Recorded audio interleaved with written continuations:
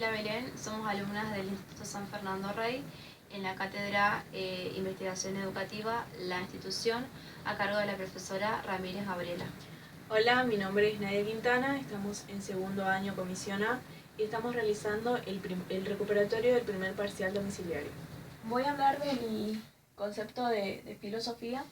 La filosofía es la madre de todas las ciencias y se ocupa del estudio de las causas y orígenes de todo lo que sucede a nuestro alrededor. Una de las ramas de la filosofía es la nociología, que estudia la naturaleza y el origen del problema del conocimiento. Después también tenemos en una de las ramas de la filosofía la epistemología, que estudia las circunstancias históricas, psicológicas y sociales que generan conocimiento y se ocupa de validarlas. Después tenemos el concepto de ciencia. La ciencia es un gran conjunto de ideas exactas, sistemáticas, verificables, validables y racionales. Los requisitos de la ciencia son la uniformidad de uso, son aquellos conceptos o términos científicos que se van a utilizar, que se van a establecer más allá de la diversidad lingüística con la que estos conceptos puedan ser interpretados. Después tenemos otro de los requisitos, que es la especificidad, que va a depender o sea, los conceptos van a ser dependiendo del área que se investiga. Después tenemos la abarcabilidad, que son los conceptos que van a expresar la magnitud de los fenómenos que se estudian. Después tenemos la sistematicidad, que son aquellos conceptos que adquieren significado en relación a otros conceptos. Se clasifican en fácticas y formales. Las fácticas se van a ocupar del estudio de objetos reales que ocupan un lugar y un espacio. Las ciencias fácticas se subdividen en sociales y naturales. Las sociales se van a ocupar del ámbito del ser humano, como ser la sociología, la economía y la psicología. Después tenemos las naturales, que se van a ocupar del estudio de la naturaleza, como ser la biología, la física y la química. Bueno, las ciencias formales trabajan con formas, es decir, con objetos ideales, creados por el hombre, que están en su mente y son obtenidos mediante la abstracción. Tenemos la ciencia como producto y como proceso. La ciencia como producto son aquellos conocimientos organizados y sistematizados y los conocimientos que son socialmente aceptados. Es la ciencia tal cual se aprende en todos los niveles, claro que con una transposición didáctica. Después tenemos la ciencia como proceso, que es la producción de conocimientos científicos que se realizan a través de una investigación. Después tenemos el método científico, que es el modo de proceder al conocimiento de la verdad dependiendo de la disciplina científica. Después tenemos el conocimiento científico, que se da a través de una relación de dos términos. Primero tenemos al sujeto, que es el que conoce, y al objeto, que es el conocido. Si no existe esta relación entre sujeto y objeto, no se puede generar un conocimiento científico. Los conocimientos son el crítico, trata de distinguir de lo verdadero y de lo falso, de justificar sus conocimientos y poner a prueba sus verdades. Tenemos el metódico, que estos conocimientos se dan a través de métodos de una investigación. El verificable se va a obtener mediante exámenes de experiencias. El sistemático son conocimientos ordenados de un conjunto de ideas que se relacionan entre sí. Y el unificado es un conocimiento que va a partir es un conocimiento que no va a partir de lo singular y concreto, sino de lo general y abstracto. Este tipo de conocimientos, el objetivo es válido para cualquier individuo, el universal es válido para todas las personas sin diferencias culturales. El comunicable va a utilizar el lenguaje científico preciso y comprensivo para cualquier sujeto capacitado. El racional es racional el conocimiento, ya que la ciencia conoce mediante el uso de la inteligencia y la razón. Después tenemos el conocimiento provisorio, ya que la ciencia no detiene su conocimiento, sino que progresa para la mejora de la realidad. Voy a hablar de la evolución histórica del paradigma. El paradigma ha evolucionado de tal manera que antes se trataba de explicar frente a comprender, y también las investigaciones frente a investigaciones humanísticas. Esto surgía del idealismo y realismo. En el siglo XX las investigaciones transcurrían por posiciones dominadas por las perspectivas positivistas y hasta posiciones abiertas. En la actualidad encontramos tres tipos de paradigmas que enmarcan toda la investigación. Ellos son el paradigma positivista, interpretativo y el sociohistórico crítico. El paradigma es un conjunto de teorías, métodos y técnicas que se dieron en un determinado momento histórico. En el campo de una disciplina en particular, los científicos lo consideran como legítimo y como base de su práctica investigativa. Hablar de los tipos de paradigmas. Con respecto al paradigma positivista, va a sostener que el mundo natural tiene existencia propia, independientemente de quien la estudie. Este tipo de paradigma está gobernado por leyes que permiten poder explicar los fenómenos que se presentan de forma natural, y dichos fenómenos pueden ser descubiertos y pueden ser descritos de forma objetiva sin la necesidad de la subjetividad del sujeto.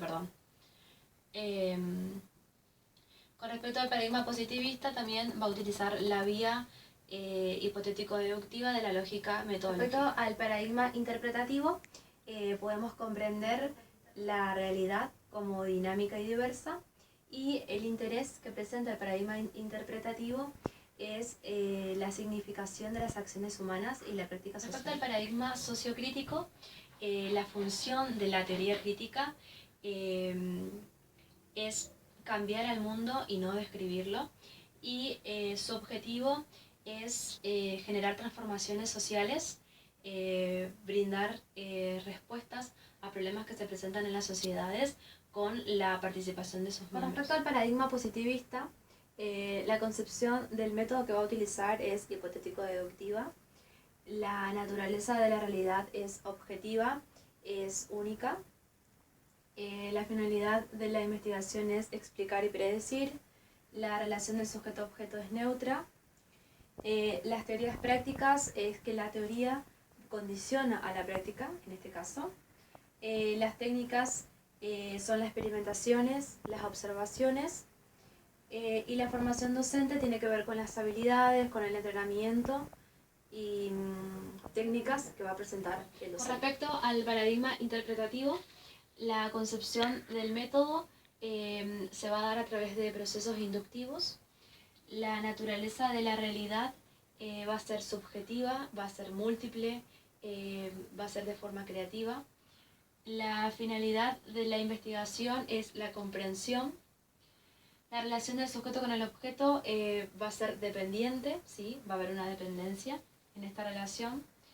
Las teorías prácticas van a ser a través de retroalimentaciones mutuas, ¿sí? Van a estar relacionadas. Las técnicas que va a utilizar este paradigma son las entrevistas no estructuradas, y la formación docente se va a dar a través de las prácticas y de la reflexión. Al paradigma sociohistórico crítico, la concepción del método se va a dar a través de una pluralidad de métodos. La naturaleza de la realidad se va a presentar de forma compartida, dinámica, histórica. La finalidad de la investigación es liberar a los sujetos, a los individuos, y poder potencializar cambios que se den en la sociedad. La relación del sujeto con el objeto se va a basar a través del compromiso en cuanto al cambio. La teoría práctica es la práctica en la teoría como la acción. Las técnicas van a ser el estudio de los casos, ¿sí? En este paradigma. Los análisis de datos se van a dar a través de un control intersubjetivo. Y la formación docente se basa en... Yo voy a hablar del problema de investigación. Vamos a comenzar con respecto al proceso de investigación, que va a ser el conjunto de decisiones y acciones que va a tener el investigador para poder generar o brindar nuevos conocimientos científicos. El investigador, en este momento inicial del proceso de investigación, va a realizar progresiones de lo general a lo particular, ¿sí?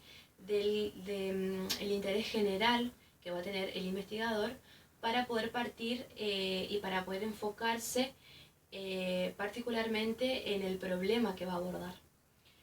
La primera tarea del investigador va a ser caracterizar el problema de investigación para poder formularlo de forma adecuada, ¿sí? Con respecto a este problema va a ser muy importante porque va a guiar toda la investigación. Este problema también se va a vincular con la toma de decisiones que va a tener este investigador para poder brindar nuevos conocimientos científicos y aportarlos de forma positiva a la sociedad. Para generar un problema de investigación, el investigador tiene que interrogarse acerca de los hechos que se dan en la realidad. Tiene que además poder indagar. Bueno, para generar un problema de investigación, el investigador tiene que interrogarse acerca de los hechos que se dan en la realidad. Y a través de la formulación del problema se va a tratar de buscar conocimientos o información que puedan brindarles con respecto a esta área o a este tema que está abordando el investigador. Y el problema debe ser formulado en términos teóricos, ¿sí? Que tengan que ver, o sea, que se relacionen con este campo que aborda. Las fuentes del problema de investigación se presentan de la siguiente manera. Primero tenemos el factor ecológico, contextuales, que son aquellas que se van a ligar a intereses personales o grupales de acuerdo al campo en donde trabaja el investigador. Los factores actitudinales tienen que ver con las acciones, con las actitudes, con los hábitos, con la capacidad intelectual que vas a presentar el investigador para abordar un proceso de investigación. Y la fuente del campo de la actividad científica se basa a través, se puede originar a través de campos teóricos y de la realidad, y también se puede originar con respecto a lagunas teóricas, ¿sí? Las cuales se producen cuando la teoría que se precisa no brinda el conocimiento necesario o no brinda características necesarias con respecto al fenómeno que se está estudiando. Bueno, las fuentes del campo de la actividad científica presentan tres tipos de problemas. El primer problema tiene que ver con que se quieren realizar hipótesis y se quieren clarificar teorías. El segundo problema se basa en aquellos que surgen a través de cuestiones prácticas, ¿sí? Prácticas sociales. Y el tercer problema son problemas metodológicos, donde dos investigaciones, por ejemplo, presentan resultados contradictorios, ¿sí? Estas pueden surgir porque se utilizaron dos teorías diferentes. Bueno, para iniciar el proceso de la investigación, o cómo se da el inicio de la investigación, se dice que el investigador tiene que identificar el área problema. Para el inicio del proceso de la investigación, el investigador tiene que identificar el área problema. Una vez que identifica el área problema, realiza una lista con interrogantes que se fue formulando con respecto al área problema. Y se dice también que la caracterización de esta área problema va a movilizar la curiosidad del investigador. Con respecto a las sugerencias prácticas del problema de investigación, El investigador tiene que ser realista a la hora de la posibilidad de resolver un problema. El problema debe tener un valor teórico para que el conocimiento siga avanzando. El problema tiene que servir de ayuda para el conocimiento. El conocimiento tiene que también servir de ayuda en cuestiones de la realidad o situaciones que se presenten en ella. Y también habla de que el investigador tiene que estar seguro sobre el área de problema que va a trabajar y en cuanto a los conocimientos previos que presenten que se puedan relacionar con el tema que aborda. Bueno, yo voy a hablar de la observación como técnica de la investigación científica. Cuando hablamos de observación, hacemos referencia a la voluntad que presentamos para utilizar todos nuestros sentidos en el momento de ver una realidad que implica nuestra total atención. Cuando hablamos de mirar, nosotros cuando miramos lo hacemos de forma inconsciente en nuestro día a día cotidiano, vemos personas, lugares, imágenes, etc. En cambio, cuando vemos, lo hacemos de forma consciente, prestando atención en el objeto, persona o situación que figura en nuestro entorno. La observación, para ser considerada como una observación científica, debe tener los siguientes requisitos. Debe estar orientada por alguna teoría científica, debe servir a un problema ya formulado de investigación, debe servir para poder interpretar o registrar acontecimientos o situaciones de otras investigaciones realizadas, debe ser planificada. Vamos a ver los tipos de observación. Tenemos la observación según el grado de participación del observador con la realidad observada. En ella tenemos dos. Tenemos primero la participante, que implica cierta participación del investigador con la realidad que él observa. Después tenemos la no participante, que es donde el investigador de cierta forma se aleja de la realidad que investiga. Después tenemos los tipos de observación según el grado de cientificidad. Tenemos la precientífica, se caracteriza por la disposición que va a presentar el individuo para poder captar esos fenómenos o acontecimientos de la realidad. Después tenemos la observación de tipo global, que va a posibilitar cierto contacto del investigador con la realidad que él investiga. Después tenemos la descriptiva, que posibilita al investigador la utilización de detalles para poder describir y caracterizar el campo que él está investigando. Después tenemos la explicativa, que consiste en formular y comprobar hipótesis. Después tenemos los tipos de observación según el grado de la modalidad perceptiva. Tenemos la observación directa e indirecta.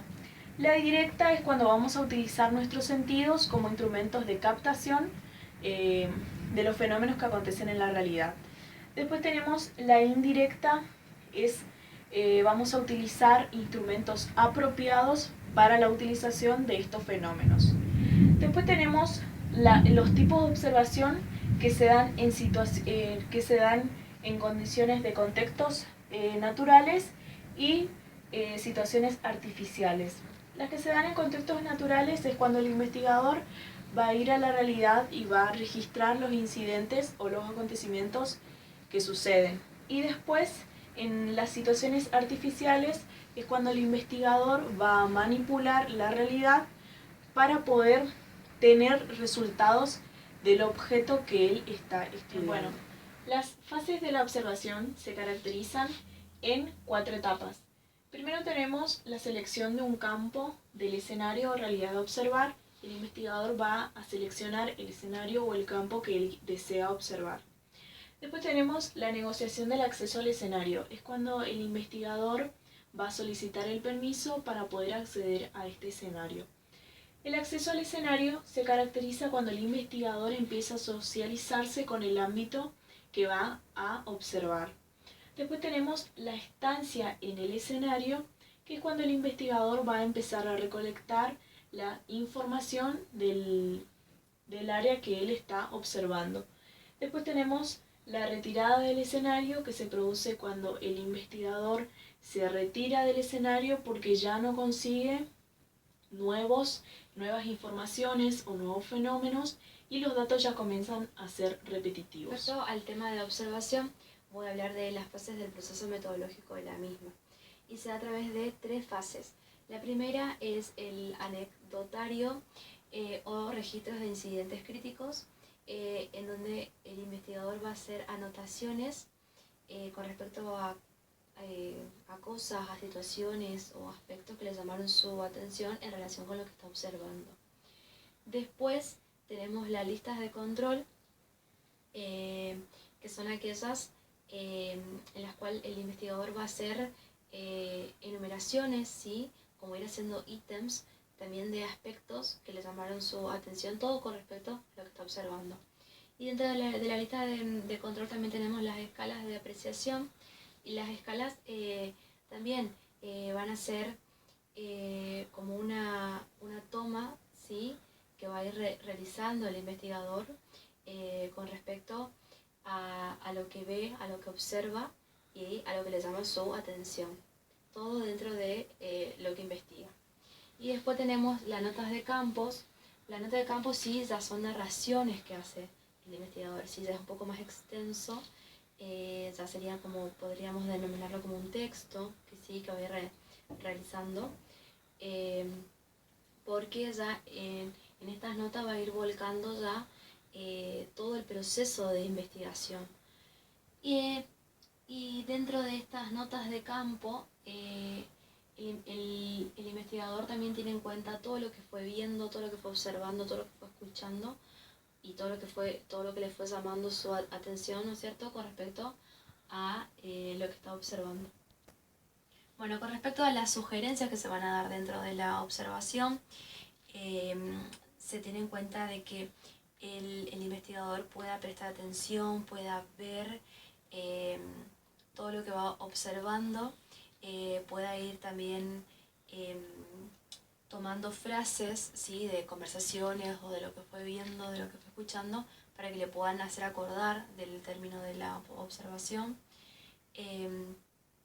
También de que el investigador se retire ya del campo de investigación cuando éste ya no le brinda nuevos conocimientos, nueva información, porque si no es como que va a seguir participando de este campo, pero va a seguir obteniendo información repetitiva. Y que también el investigador pueda establecer horarios, o sea, diferentes horarios para realizar esta investigación de acuerdo al campo que seleccionó. Y que también es muy importante que el investigador cuente con mucha energía y mucha predisposición para este proceso de investigación que está llevando a cabo.